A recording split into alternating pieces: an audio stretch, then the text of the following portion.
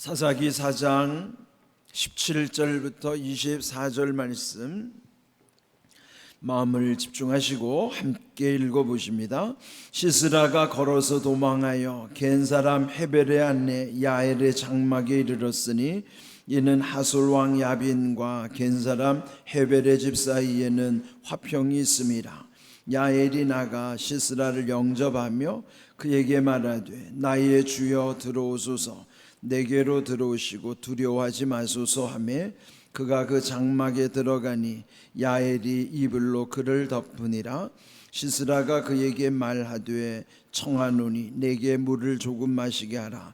내가 목이 마르다 하매 우유 부대를 열어 그에게 마시게 하고 그를 덮으니 그가 또 이르되 장막문에 섰다가 만일 사람이 와서 내게 묻기를 여기 어떤 사람이 있느냐 하거든 너는 없다 하라 하고 그가 깊이 잠드니 헤벨의 아내 야엘의 장막 말뚝을 가지고 손에 방망이를 들고 그에게로 가만히 가서 말뚝을 그의 관자놀이에 박음에 말뚝이 꿰뚫고 땅에 박히니 그가 기절하여 죽으니라. 바락이 시스라를 추격할 때에 야엘이 나가서 그를 맞아 그에게 이르되 오라, 네가 찾는 그 사람을 내가 네게 보이리라 하매 바락이 그에게로 들어가 보니 시스라가 엎드러져 죽었고 말뚝이 그의 관자놀이에 박혔더라.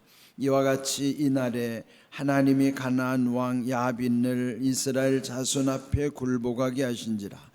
이스라엘 자손의 손이 가나안 왕 야빈을 점점 더 눌러서 마침내 가나안 왕 야빈을 진멸하였더라. 아멘. 우리 성경의 역사를 보면은 모든 일이 하나님의 섭리 가운데 이루어지는 것을 우리로 하여금 깨닫게 해 주십니다. 오늘 읽은 말씀에도 보면은 전쟁에서 패하여 결국 혼자서 도망가다가 살려고 찾아 들어간 집에서 거기가 자기 무덤이 되는, 결국 거기서 비참하게 죽음을 맞이하게 되는 비극적인 인물이 있어요. 그 사람이 17절 시스라라고 하는 군대 장관입니다. 그는 하솔 왕 야빈의 그 군대 장관으로서 우리 어제 묵상한 것처럼 철병거 900대를 이끌고, 그렇지만은 그 기손강에서 하나님이 이제 비를 내리게 하심으로 거기 이제 기손강이 평소에는 비가 안 오는 건기 때는 물이 흐르지 않은 기 때문에 그냥 그 강 자체가 길이에요. 그런데 우기 때는 비가 내리면 거기 이제 물이 막 이제 흥건히 물이 흘러가는 곳이거든요. 근데 이 시스라 장군이 그 기손강을 따라서 이 이스라엘을 진멸하려고 했죠. 그렇지만 하나님이 비를 내려서 거기에 기손강에 있는 그 철병거 900대가 아무것도 아닌 무용지물로 만들어진 거예요. 그래서 결국은 참패를 하고 16절 끝에 보면 한 사람도 남은 자 없었다. 그리고 결국 시스라 혼자서 도망을 하여 들어간 곳이 겐 사람 헤벨의 집이에요. 그런데 여기 겐 사람 헤벨이 누군가는 우리가 어제 읽은 11절에 보면은요, 모세의 장인 호밥의 자손 중 겐 사람 헤벨 이렇게 표현했어요. 그는 또 그 족속을 떠나서 게데스 가까운 시아나님 상수리 나무 곁에 이르러 장막을 쳤더라. 그런데 여기에 이 헤벨 집안과 그 하솔 왕 야빈은 서로 잘 아는 지인 관계예요. 그러니까 이 시스라도 전쟁에서 패하긴 했지만은 그 관계를 알기 때문에 그 근처에 그 집이 있다는 걸 알고 거기를 찾아 들어간 겁니다. 그리고 그 헤벨의 아내 야엘이 아주 친절하게 이 패장, 전쟁에서 패하고 돌아온 장수인 이 시스라를 아주 지극정성으로 모시는 거예요. 그런데 여기 이 여인 야엘을 오늘 이 야엘이 주인공이에요. 이미 이 야엘은 드보라를 통해서 하나님께서 벌써 다 사인을 주셨죠. 그 드보라 여자 사사 드보라를 돕는 여기서 이제 그 바락이라고 하는 장군이 있었죠. 이 바락이 전쟁에 나가서 이기기는 하지만은 그러나 시스라를 처단하는 일은 바락의 몫이 아닌 여기 이 알려지지 않는 숨겨진 여인 야엘로 하여금 그 시스라를 죽이게 하는 거예요. 여러분 생각해 보세요. 이렇게 명장이 대단한 장군이 전쟁에서 죽더라도 좀 멋있게 죽어야 되잖아요.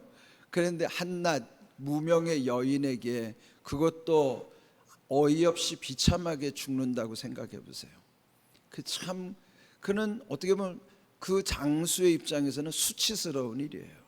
그런데 이 시스라가 와서 그 야엘이라고 하는 여인이 얼마나 환대를 하는지 이제 18절 야엘이 그 시스라를 맞이하면서 영접하며 말하기를 나의 주여 들어오소서. 주라고 하는 최고의 호칭이죠. 들어오십시오. 그리고 두려워하지 마십시오. 전쟁에서 패하고 왔으니까 얼마나 두렵겠어요. 근데 이미 이 야엘이라고 하는 여인은 그 전쟁의 결과를 지금 다 알고 있고 이 시스라를 처단할 생각, 어떻게 하면 이 기회가 왔다, 이 시스라를 어떻게 죽일까를 이미 다 마음에 두고 있는 거예요. 이제 깜짝같이 속이는 것이죠. 그러면서 19절 이 시스라 장수가 이 여인에게 요청하기를 내게 물을 좀 마시게 해라. 내가 목이 마르다. 여러분 이게 단순히 이제 목이 마르다는 게 성경의 언어는 상징이 있기 때문에요. 인생이 목마른 인생이라는 걸 알려주는 거예요. 근데 여러분 누가복음 16장에 보면은 이 땅에서 부자로 살다가 지옥에 떨어졌던 사람 기억하시죠? 그래 그가 목이 말라가지고 아브라함에게 요청하기를 저 나사로로 하여금 손가락에다가 물을 적셔가지고 좀 내 입에다가 적셔 주십시오. 내가 목이 마릅니다. 그러니까 지옥에서도요 목이 마른 거예요. 거기는 그 목마름을 해결할 수 없는 지옥이고, 그런데 이 땅에서도 이렇게 목마른 것이 갈급함이 인생의 특징이란 말이죠. 왜 갈급할까? 그 갈급하기 때문에 하나님을 찾아야 되는 거예요. 그래서 이 갈급한 이 시스라에게 물을 주는 것이 아니라 19절 보면은 우유 부대를 열어 우유를 마시게 하는 거예요. 이게 그냥 우리가 물을 마실 때는 물이 중요한 것이지 물을 대신해서 우유를 마시면 우유가 더 좋은 것 같지만 그렇지 않아요.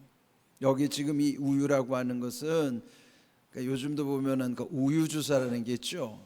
소위 말하는 프로포폴이라고 하는 거, 그거 맞으면 금방 골아 떨어지잖아요. 그런데 여기서 우유를 마신다고 하는 거는 심히 지쳐 있는 상태에서 우유를 마시게 되면은 몸이 나른해져 가지고 잠이 더 잘 오는 거예요. 여기 우유는 우리가 쉽게 이해하려면은 수면제로 이해하면 좋아요. 그래서 지금 수면제를 먹은 것 같은 효과를 얻은 거예요. 그러니까 너무 피곤한 데다가 우유도 마셨으니 얼마나 또 잠이 잘 올까요? 그래서 결국은 21절 그가 깊이 잠이 들었다 그런 거예요. 깊이 잠이 들었다는 것은 아무리 깨워도 일어나지 못하는 상태예요. 이 깊이 잠든 상태의 극단이 뭐예요? 그게 죽음이에요. 깊이 잠든 게 죽음이라고요. 우리가 이제 마지막에 깊이 잠들면 그게 죽는 날이에요. 예? 그러니까 여기 깊이 잠들었다는 건 거의 죽어 있는 지경인데, 그런데 이때 그 야엘이 장막 말뚝을 가지고 손에 방망이를 들고 그에게로 가만히 가서, 이게 얼마나 용이 주다한 거예요. 예? 그 말뚝이라는 게 여기 보면 장막 말뚝인데, 대개는 그 유목민들은 자주 이 텐트를 치기도 하고 다시 걷어서 옮기면 또 다시 치기도 하니까 그 사소한 일을 대개는 여인들이 했어요. 그러니까 여인들이 그 장막에 말뚝 치는 일을 늘 해왔으니 얼마나 익숙하겠어요. 예? 여러분도 늘 하는 일은 익숙하잖아요. 그러니까 이 여인 야엘에게 있어서 이 말뚝 박는 일은 너무도 쉬운 일이에요. 이게 익숙한 일이라고요. 여러분, 이게 반복적으로 해서 익숙하다는 게 얼마나 중요한지 몰라요. 이 새벽 기도도 반복적으로 익숙해야 돼요. 아침에 일어나는 게 아무것도 아닌 것이 돼야지. 아침에 일어나니까 이게 너무 고통스러워요. 왜 그래요? 이게 길이 안 들어서 그런 거예요. 예? 저는 새벽 기도가 너무 좋아서 새벽에 일어나는 건 일도 아니에요. 근데 그냥 그렇게 됐을까요? 저도 힘든 과정들이 있었어요. 일어나기 싫은 과정이 있었다고요. 근데 그걸 이기고 나니까 지금은 익숙해지니까 일어나는 게 일도 아니에요. 오히려 기쁘다고요. 그러니까 여러분, 이게 신앙생활도 마찬가지예요. 즐기면서 해야지 억지로 하는 거는 그 힘든 거예요. 그러니까 이 여인이 말뚝 박는 게 힘든 일이 아니라 평소에 늘 손에 익었기 때문에 너무 쉬운 일이라고. 왜 지금 이 말뚝과 방망이를 왜 들고 왔어요? 지금 이 시스라 죽이려고 온 거예요. 너무 깊이 잠들었으니까 일어날 수가 없죠. 그런데다 가만히 그에게로 가가지고 말뚝을 그의 관자놀이에 박았더니 말뚝이 꿰뚫고 땅에까지 박혔다. 그래서 그는 기절하여 죽었다. 그거야. 관자놀이가 어딘지 아시죠? 여기 귀와 눈 사이에 요 맥박 뛰는 것, 여기가 관자놀이. 요게 관자놀이에다가 말뚝, 장막 치는 말뚝이 얼마나 깊이 들어가 있어요. 이걸 여기다가 방망이를 두드려 박으니 그게 꿰뚫고 관통해가지고 땅까지 깊이 박혔다는 거예요. 아니, 여기 관자놀이를 관통하면 이게 어떻게 살아요, 사람이? 근데 이 여인은 너무나 익숙한 일이에요. 이게 평소에 장막 치는 일에 익숙한데, 근데 이런 모든 것이 지금 하나님이 이 여인을 쓰시는 거예요. 하나님은 누구를 쓰신다고요? 익숙한 것을 쓰신단 말이에요. 다윗이 골리앗을 때려잡은 게요, 그게 뭘로 잡았어요? 물맷돌로 잡은 거예요. 물맷돌. 물맷돌이 그는 평소에 늘 양을 칠 때 그 물맷돌 가지고 맹수들을 물리쳤기 때문에 너무나 익숙한 거예요, 이게. 그러니까 이 골리앗이 앞에 나타나서도 골리앗은 평소에 맹수를 딱 저격해서 맹수를 죽였던 이 다윗의 경험상 골리앗은 그냥 하나의 맹수에 불과한 거예요. 그러니까 평소에 맹수를 때려잡았는데 그 골리앗 하나 못 때려잡겠어요? 어떻게 하신 거예요? 평소에 익숙한 것을 하나님이 활용하신 거예요. 여러분이 하나님께 쓰임 받으려면 평소에 익숙한 것에 쓰임 받아야 돼요. 그럼 뭐예요? 이 새벽 기도에 쓰임 받으려면 여러분의 이 새벽 기도가 익숙하면 하나님 여러분 새벽 기도를 여러분에게 쓰시는 거예요. 익숙하다는 게 중요한 겁니다. 그래서 이 여인이 담대하게, 여러분 평소에 안 하던 일을 여러분 같으면 이 일을 하겠어요? 엄두도 안 나죠. 근데 이 여인에게는 이게 일도 아닌 거예요. 늘 평소에 하던 일이니까. 근데 하나님이 그를 들어서 결국은 이 엄청난 장수 시스라를 죽여버리는 거예요. 아니, 이 무명의 여인 야엘에게 이렇게 비참하게, 예? 그런데 이미 드보라 여자 사사를 통해서 하나님이 다 예비하신 거예요. 그 공적이 바락에게 돌아가지 아니하고 오히려 한 여인에게 돌아갈 것이다. 여인의 손에 의해서 그는 죽게 될 것이다. 그렇게 해서 결국은 이제 그를 죽이게 하고, 22절, 바락이 추격해서 가보았더니 이미 22절 끝에 보면은 시스라가 엎드러져 죽었고 말뚝이 관자놀이에 박혔더라. 이와 같이 이날에 하나님이 가나안 왕 야빈을 이스라엘 자손 앞에 굴복하게 하신지라. 누가 하셨다는 거예요? 하나님이 하신지라, 이 말이에요. 그 문장은 중요한 게 뭐냐면 하나님이 끝에 하신지라, 요거예요. 그 과정은 이 여인 야엘이 한 것 같지만 하나님이 야엘을 쓰신 거예요. 야엘로 하여금 하게 하신 것이지 그 모든 주도권은 하나님이 하시는 거예요. 우리도 마찬가지예요. 내가 하는 것 같지만 내가 하는 게 아니라 나로 하여금 하게 하신 하나님이 하신 거예요. 그게 결론이란 말이에요. 그렇게 하면서 여기서 중요한 말씀 24절, 이스라엘 자손의 손이 가나안 왕 야빈을 점점 더 눌러서 마침내 가나안 왕 야빈을 진멸하였더라. 여기에 중요한 말씀은 뭐냐면 점점 더, 그래서 마침내 이렇게 되었더라 이거예요. 마침내라는 결론은 점점 더라는 과정이 있는 거예요. 하나님은 물론 모든 것을 갑자기 뒤집는 것 같지만 갑자기 뒤집어진 게 아니라 서서히 점점 더라고 하는 하나님이 하시는 과정이 있어요. 우리도 모든 것이 한 번에 이루어지는 것 아니라 점점 더라고 하는 과정이 있어야 돼요. 여러분이 이렇게 새벽에 나오는 것도 점점 더라고 하는 과정이에요. 이게 그 과정 속에 마침내 이렇게 하셨다라고 하는 결론이 있는 거지. 아무것도 과정도 없으면서 그저 무슨 그냥 들어누워 있기만 하면은 사과가 내 입에 떨어질 것처럼 기대하는 거, 이게 어리석은 거죠. 그렇게 되는 일은 없어요. 모든 것은 점점 더라고 하는 과정 속에서 마침내 하나님이 하신다는 결론이에요. 여기서 보세요. 야엘이라고 하는 평소에 우리가 알지도 못하는 여자가 여기 이렇게 귀하게 쓰임받는 거죠. 그래서 여기서 보면은 두 명의 대단한 여인이 나오는 거예요. 여자 사사로서의 드보라, 그리고 지금 이 무명의 여인 야엘. 여성의 존재감이 없던 시대에 하나님이 이들을 들어 쓰셨다는 거예요. 그럼 뭐예요? 결론은 또 마찬가지로 바울이 고린도전서 1장 27절 28절에서 강조한 것처럼 하나님이 쓰시는 사람은 어떤 사람들이에요? 미약천멸업이에요.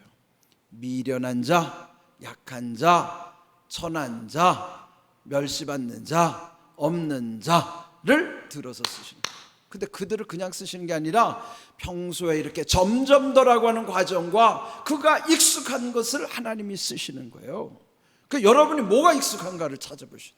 하나님이 쓰시기에 익숙한 것이 내게 무엇이 있는가, 그리고 점점 더라고 하는 과정 속에 내가 있는가. 그런 것 없으면은 그는 하나님을 제대로 믿는 게 아니에요. 우리는 그런 것 없이 그냥 막연히 무조건 도깨비 방망이 두드리면 뭐든지 나올 것처럼 이런 걸 미신이라고 하는 거예요. 하나님은 도깨비 방망이 하나님이 아니에요. 순종하는 자들에게 점점 더라고 하는 과정의 순종과 더불어 이와 같이 평소에 익숙한 것을 하나님이 쓰신다 이 말이에요. 이런 귀한 은혜를 여러분 기억하시고, 그래서 하나님은 공짜가 없으신 거예요. 공짜가 없으신 하나님, 이런 귀한 은혜를 깨달으시고, 우리도 야엘같이 다 이름 없는 무명의 사람들 아니에요. 오늘 이 시대에 우리도 야엘 같은 존재라 말이에요. 그렇지만 하나님이 우리를 들어 쓰시도록 여러분 삶 속에 점점 더 마침내 하나님이 하시는 놀라운 역사가 있기를 주님의 이름으로 축복합니다. 아멘.